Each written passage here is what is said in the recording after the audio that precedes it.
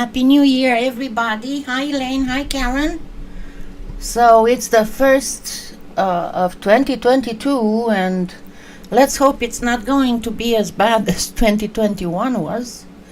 And 2020, we are heading into the third year of pandemic, and it's taking a toll on everybody.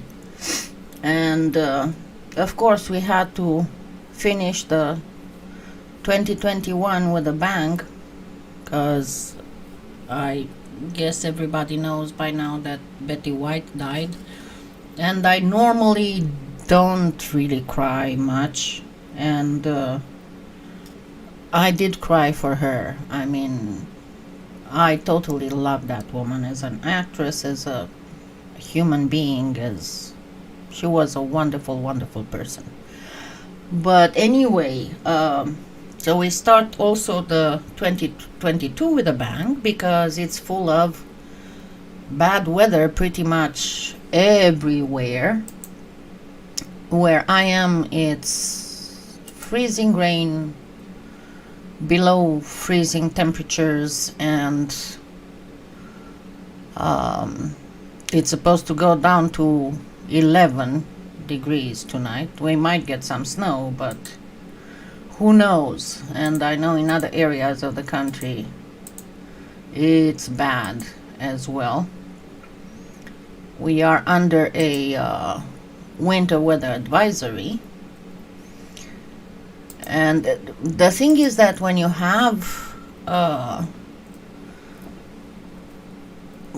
freezing rain and then it's windy too, it's really bad, because the trees get covered in glaze, and of course that means that it adds weight to the branches, and they are in danger of breaking. And then if it's windy too, it's going to make those branches even more prone to breaking. Anyway, to get back on the what's happening in the whole country, I've been checking the entire map of the US. Let me actually show it to you. There you go. As you can see, it's all kinds of winter stuff. I am right here. It's winter weather advisory. But it's except for this area, which might even see some tornadoes today. But everywhere I have friends, I mean, look at this. Extreme cold warning in Canada. -40 to -50, and this is in Celsius. And if you don't know how much it is in Fahrenheit, let's see. Let's put a -50 here. It's -58 degrees in Fahrenheit for Americans. So yeah, it is not good. I decided, because I've been watching the whole Omicron thing, and what I am really worried about, and I am wondering why people aren't talking about that. And I understand that I was very, very unpleasantly surprised when I saw the when I saw the revised CDC stuff. And I understand that, yeah, it goes away much faster, but still, I mean, look at this. New cases, and this was from the 31st, so it's going to be updated in the following days, starting Monday probably. But look here, this was from Thursday. And one of the things that I don't understand why nobody's talking about is, no, it wasn't gonna, I clicked on the wrong camera. It's not gonna. It's the fact that something that is so transmissible increases the chance for a more deadly mutation, for a more deadly variant. And because even taking the most absurdly low possibilities, it's just a simple math. And I'm going to just say it very, very fast, and you can calculate. I mean, the viral load of somebody who gets it. Hi, Randy. Bonjour, Imaf.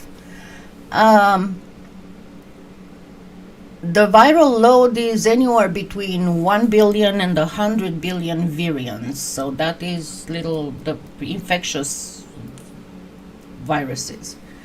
And generally speaking, it's something like 0.00012 chance of mutation.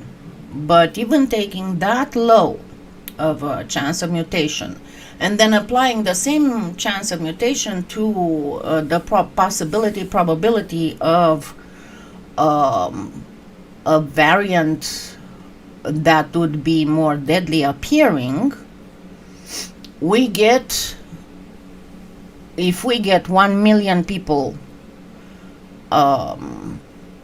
infected, that would be 1.24 more deadly variants per person. Now, of course, even the variants may be more deadly, they might lack the transmissibility, so they might die before. But where I'm trying to get is the more people get infected, the higher the chances are for a more deadly variant to start. And please don't call me a doomsday person and somebody who's just seeing stuff bad.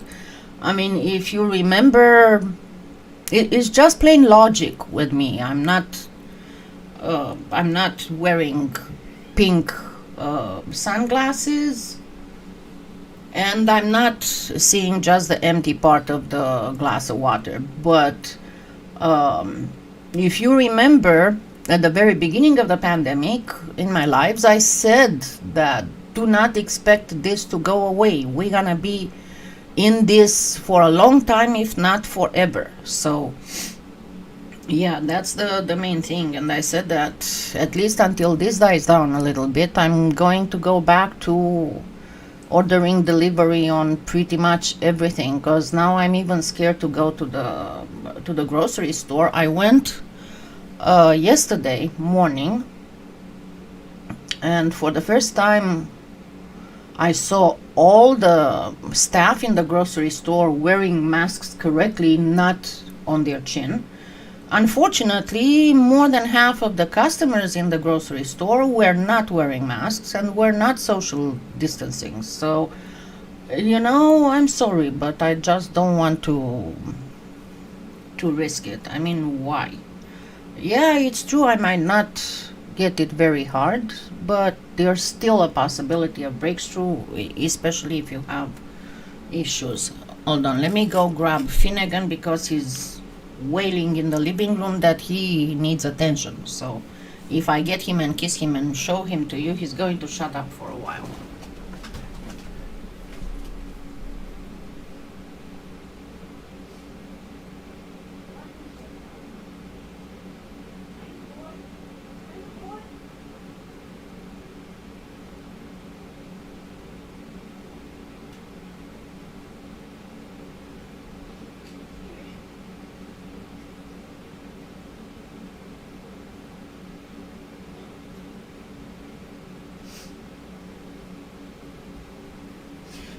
Sorry, he hid under the bed. Yeah, that's my thing too. I actually went ahead because I'm coming from Romania and we are very superstitious, and it's very important what you do on Mondays, on the first of the month and the first of the year. And it's this thing with don't throw trash away, don't trim your fingernails, don't trim your hair, because that's how the whole week, month, year is going to start. And I was like, should I finish everything that I have to do by the end of the 31st of December. And then, so I could start with a rearranged and clean craft room and stuff. And I was like, no, because actually, if the thing is that what you do in the first of the year, you're going to do for the whole year, I don't want to have everything already done. I want to actually work on it on the first. So I'll be able to do that for the rest of the year. And let's see how this is going to go. Unfortunately for me, we're gonna have a lot of cold weather to start with, the start of the year. And darn it, I forgot to get something else because I wanted to show you a trick.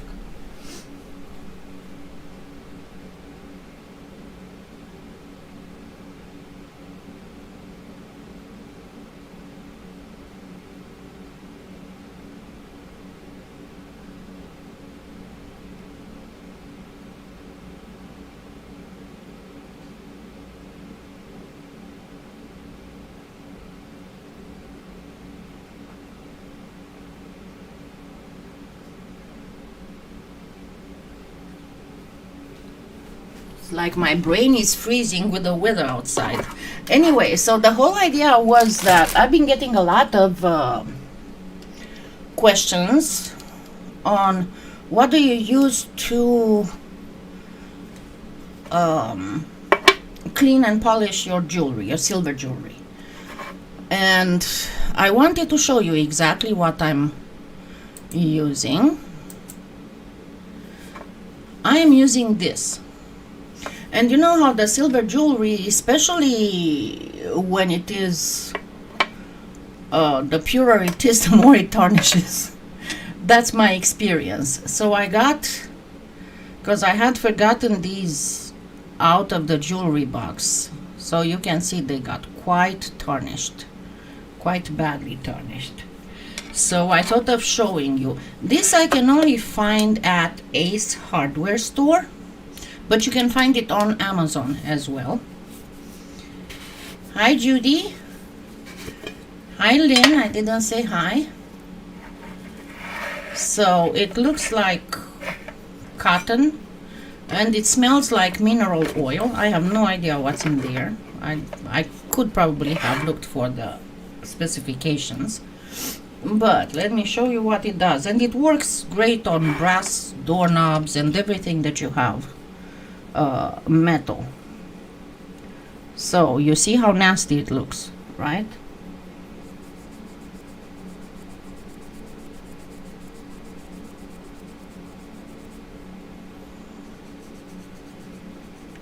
I mean, it cleans it perfectly. And just you keep, because this one is a handmade thing, so it's not perfectly even. It's got some little dents, and you can see here where it was put together, so you might have to insist in spots, especially in spots like this, but it cleans it to the T. And yeah, it has been around forever, but I still find it the best thing to clean metal. And it cleans, I mean, I use it on my doorknobs. I use it on my I have a mailbox, the kind that's on the, hold on, let me get my face again, the kind that's on the wall, and it's got a metal lid, so I use it on that because it's brass. Happy New Year, Judy. Happy New Year, Gilda. And in essence, it's the best thing to clean metal, be it jewelry, be it whatever you want. I have a few metal candle holders, and it works great on that as well. The other thing, and just as a fun a side note for the weather, because I got I got also a few messages that are not polymer clay or jewelry or craft related at all. It was a couple people asked me, what do you do when it's so cold, dear? How do you make your house warmer? Because it seems like mine is leaching heat from the walls. Well, with the walls, I cannot tell you much on what you can do, but I know that one of the things that I do in winter is I tape bubble wrap on the inside of my windows, on the frame, so that it creates an extra layer that it's like an extra sandwich. And with the bubble wrap also has sandwiched air, so it's going to be much less cold. I mean, without it, you can feel the cold about a foot away from the window, even through the curtains and the blinds. But with the cling wrap, you only feel the cold when you put your hand right next to the window. So, and the other thing that I do, because it seems that for me the coldest area in my house is the entrance door. Even if I have a porch, doesn't matter. So what I did, I know it doesn't look very decorative and very elegant and very classy, but what I did, I put 2 nails. You know how the door frame, let's say this is the door frame, and I put 1 nail here like this and 1 nail here like this, and then I hang a blanket that's bigger than the door, and I drape it around the sides of the door and on the bottom, so that way I have less. Yeah, blankets on the wall. I don't know if I have enough blankets for all my walls. My walls don't have that big of a problem because my house is a double brick, so I don't have issues with the walls so much. But one thing that one of my neighbors did, the neighbor that usually helps me do stuff, what he did, he actually got styrofoam sheets and he put them on the walls, and then he covered everything with wood paneling. So his house has much better thermal insulation than many of the houses around here, including mine. But that is something. So let's go back to craft questions. Sorry, I got a nose itch for some reason. I got again questions about what is the best varnish for polymer clay. There are several best varnishes for polymer clay, and generally speaking, when you talk about what makes a good varnish is one that doesn't bubble up, doesn't make any air bubbles as you apply it, and does not goop. One that hardens properly when it gets cured, when it dries out. Also one that doesn't get affected by the UV light. Happy New Year, Carla. By sunlight, doesn't get yellowed out. So among the things that I would absolutely rule out is Mod Podge. Mod Podge has big problems with curing in humid areas. It might stay sticky, so avoid Mod Podge. My go-to varnish, because of affordability, is the Minwax, both satin and glossy. And remember, only the water-based one. You cannot use the regular Minwax because it contains not acetone but something similar, that's going to dissolve the clay because the clay is plastic. So you need the water-based one. Also a little bit more expensive is the varathane.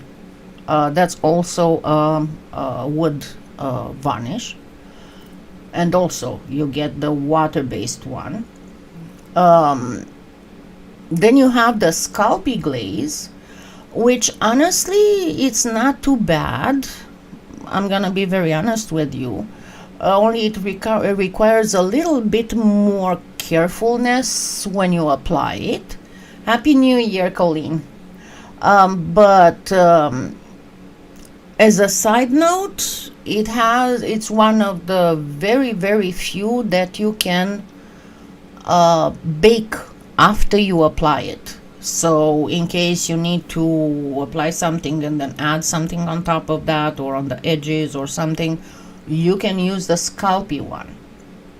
And then you can use more expensive ones like golden, for example, or even the spray ones. Now, when you apply, this is the most important part about the varnish. I've seen all kinds of tutorials that show you and tell you, and one of the things that I have to, and I'm talking about from my experience as a painter, not wall painting, but picture painting in various media of decades, right? Because I practically went to art school when I was 14, no, not 14, 12. So that makes it 48 years, right? Do not use flat paintbrushes. The paintbrush that you want is the kind that is designed specifically for watercolor, and it's called a mop brush. And I did put a few. The truth is that if you want something like that, it's going to be a little bit more expensive. But this is something where you cannot afford to make economies, because that is something that you'll be using for years as long as you take care of it properly. And a mop brush looks like this. See, it's got this rounded. Let me grab it. And I did put some in my influencer store. This is I found some cheaper that are still doing a good job. But look for one that is squirrel haired. Not normally I'm very eco and I'm very whatever you want, but again, being very honest with you, there is no artificial hair for a brush that does the same thing as the natural fur. And you also have to think that there are some areas where squirrels and other little furry creatures have to be hunted down because they can become a nuisance and destroy the ecosystem. So this is the truth. If you want good quality, you're gonna have to get a squirrel one. So again, it looks like this. The deal with maintaining it is right after you're done, you have to go wash it with soap and water. But while it is still wet, you need to do this. Slightly twist it and bring it all the way like this, otherwise it's going to start going like this, kind of like this one. This is not a perfect example, but it's going to be like this. Now, why is a mop brush better than other brushes, and why the squirrel here? Because you want a brush that, number one, has the hairs fine and flexible enough that they will not leave streaks. You want a good quality one, because if you've ever used poor quality ones, you know, the cheap ones from the Family Dollar, or the ones for students in primary or middle school, you know that you lose hairs. You don't want that to happen. The other thing is that a mop brush has very, very, very dense hairs. So once you grab the varnish, there will be no bubbles of air forming. And the third thing is that because it is designed for watercolor, it's designed to hold liquid. You will have enough, and it holds it without dripping. So once you dip it in your varnish, you can varnish a pretty big area without having to dip your paintbrush in varnish, without having to lift your paintbrush to dip it and have uneven stuff. You're going to have an even the liquid coming out of it at a very even rate. So this is where you cannot afford to make economies. The same, I mean, there are several things that, you know, that I generally tell you how to use shortcuts, how to save money on this and save money on that and save money on that, and how you can do something by yourself without needing to buy a specific texture or but there are several things when you do want to have good quality polymer clay creations, and that is one of the things that you cannot afford to make economies. So even if you have to put aside $1 a week, because, and I'm not saying buy one of the super expensive ones, a Da Vinci or something, because those can be over $100 a brush. But like this set, let me look, because these paintbrushes, you find them in the applicators area of my store. So let me get back to the display. So when you go, you search for applicators, because there's all kinds of stuff in the applicators that I put there.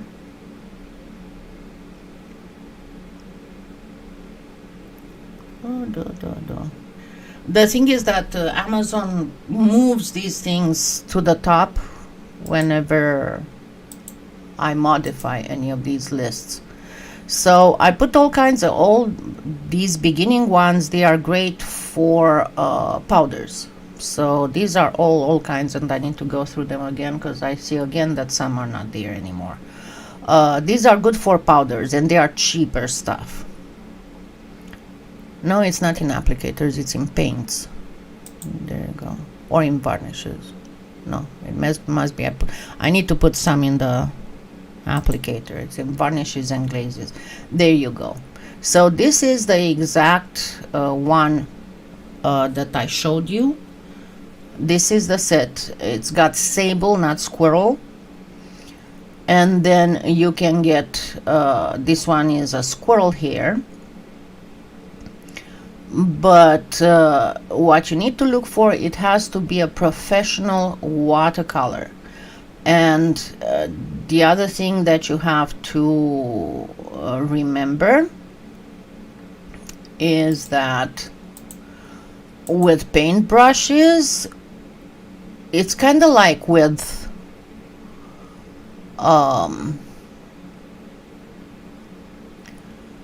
whatchamacallit, with needles. The lower the gauge, the bigger the brush. So the ones that I have there, I have a 4 and a 6, and they are fairly large. So this is a 6. No, this is a 4. Sorry, this is a 4, and this, I don't know. No, sorry, it's what the heck? These are numbered differently.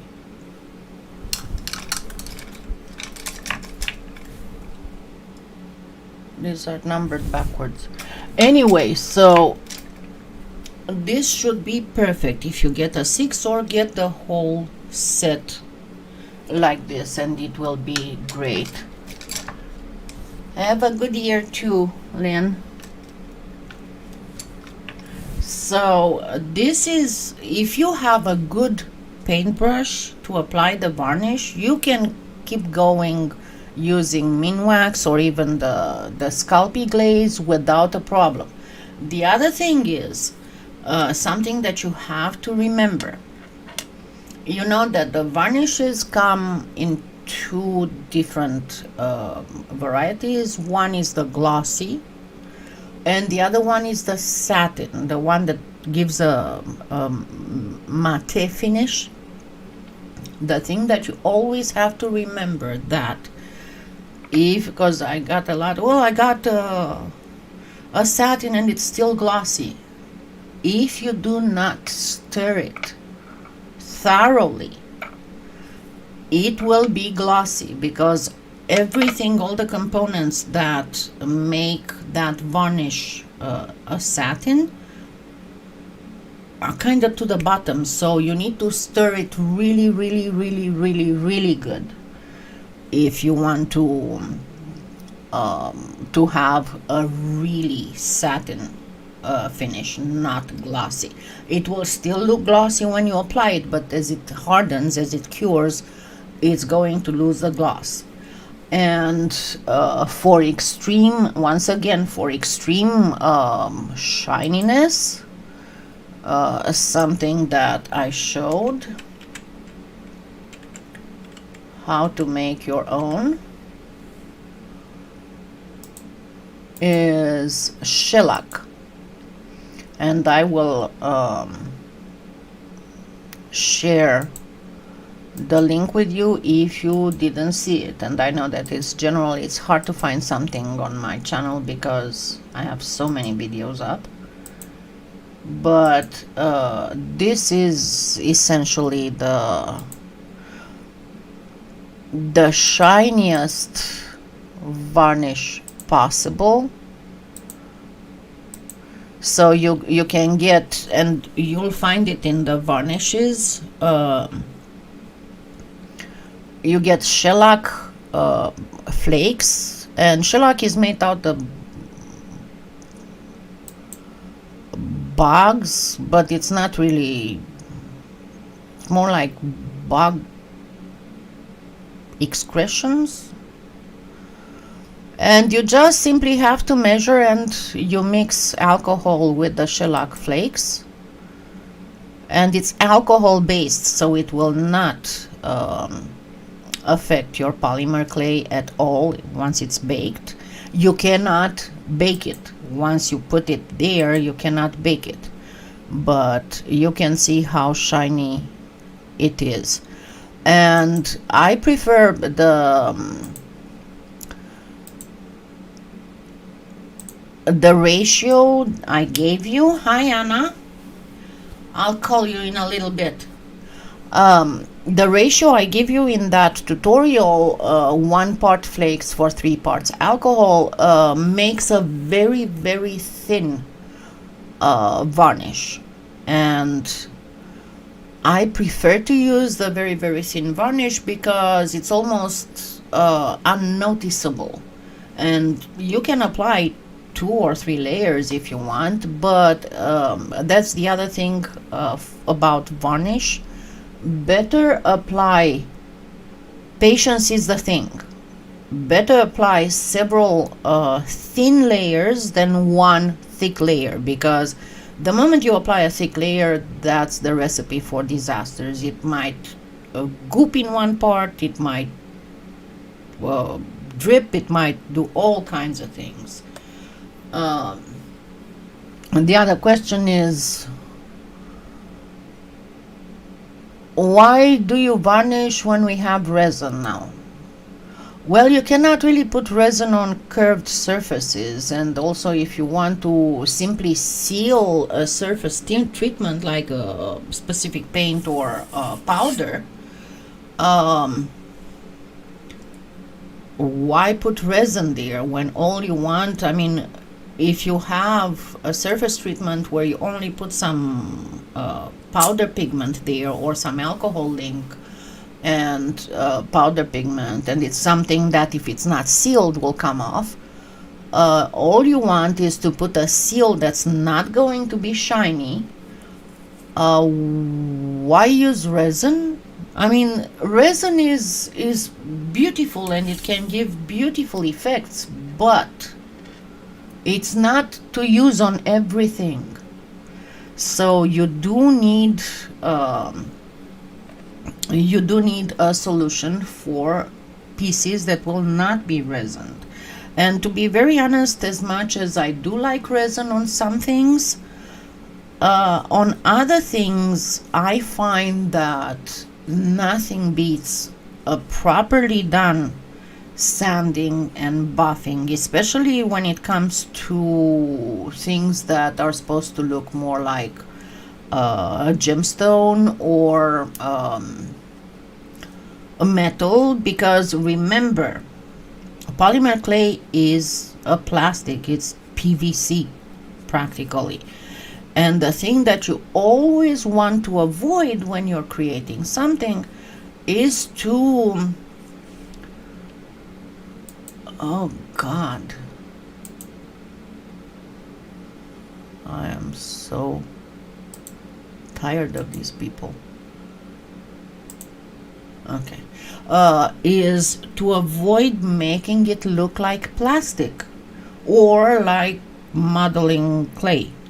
And if you're going, especially on certain things, you know, like stuff made with canes, depending on the cane, it's true, it depends on the cane, but on most canes, once you create something and then you varnish it, it's going to look like it's made of plastic.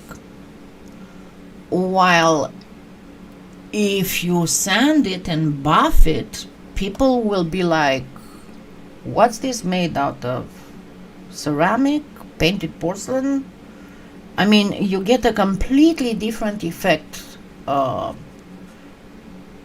sanding and buffing than varnishing. And because I got this thing about how do I do my foam metal, make it look shinier. Well, you use varnish on foam metal only if the only thing that you have to create the metal look is something like Perlex. But if you have a metallic wax, then no, you don't need that. Nevertheless, and the thing that I always advise, before applying the metallic wax, especially when you have a texture, you don't have to sand, you don't sand the texture, but grab your Dremel or whatever buffing tool you have and first buff all that area before applying the metallic wax. You will see that's a huge difference if you do that. It's going to be way shinier. Oh look, Russian trolls. There we go. It's gonna change accounts and come again.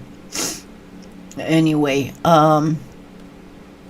so what are we going to do this year? Hopefully we're gonna do some stuff. This is something I did with my sponsors. Hold on, let me see what I'm doing first. This is something I did with my sponsors in our last, it's a 3D little resin and polymer clay medallion. But we'll do tomorrow, hopefully be very careful. I put a note out there that I hope we can have the live at the normal time tomorrow, but considering the weather, You know, here in Oklahoma, whenever we have freezing rain and ice storms, the whole deal is that we lose power. So if I lose power, I cannot do a live. But let's hope that everything goes well and we'll have the proper weather for that. And something that we will be doing tomorrow will be embossing powders, and you can get them both. The ones that I'm going to show you, you can get them both on the Amazon influencer store, as well as you can find some with at PolyClay Play. And I need to go back to the varnish thing.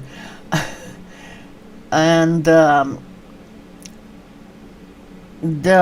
stuff that you see on the PolyClay Play, the black sparkle is to do that Tiffany effect that I posted at the beginning of the channel. And anything that's got tinsel, it's got glitter in it, so it's going to look great. So I have a few of those, and I'm going to show you how to make certain things with both a stamp, using a stamp, as well as with the embossing pen, because there are these little pens that have the ink, the stamp ink that you can use. And also keep, because what I found, very honest, what I found that works great with embossing powders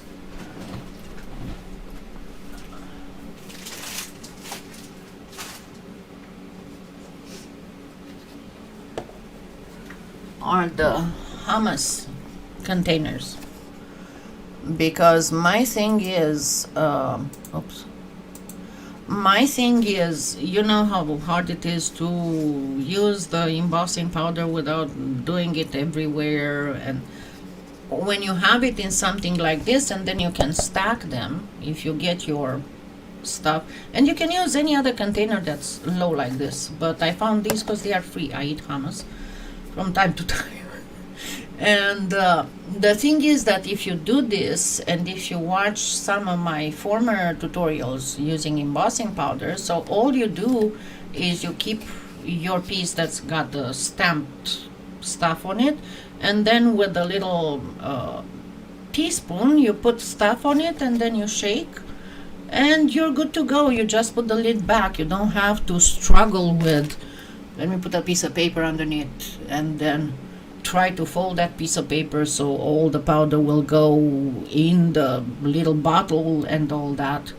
You don't have to. And in case that you need something to be more precise, simply rip the label off the bottle and put it here. So if you don't know exactly if the stuff inside is super fine, or if it is more clear, or if it is, because for example the clear and the white look pretty much the same, so you kind of need to make a little note there.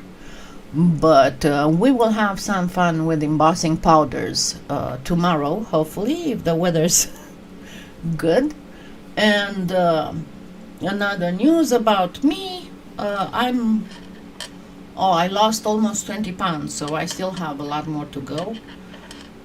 And New Year resolution to try to exercise more. We'll see how that's going to be. Definitely I won't be able to walk, not when we have the weather that's supposed to be all this coming week. I mean, it's not just the weekend, it's all the coming week. It's going to be sub-zero at night, and with only a couple of days above freezing, and some of the days will be, the highs will be freezing or below. So anyway, I'm going to finish, because I didn't finish putting all my bubble wrap on the windows, so I'm going to keep to go finish doing my windows, and hopefully I will see you all tomorrow. And don't forget to thumbs up. If you're new, subscribe it. Oh my goodness, you make me laugh. And don't forget to click the bell. YouTube seems to be a little bit better lately about notifications. And remember, if you want to ask me something, you can, your best bet is to look in the About tab on my channel, and you can find there my website where you can click contact me and you can send me an email. You can contact me on Facebook, because there's a Kalyana design page on Facebook, and on my blog there's also a contact me. So there's many ways for you to send me questions about the craft. Okay, now I'm gonna let everybody finish enjoying the first of the year after a long night or a short night. And I will hopefully see you all tomorrow. I love you all, and again, Happy New Year. And let us have a beautiful year. Bye.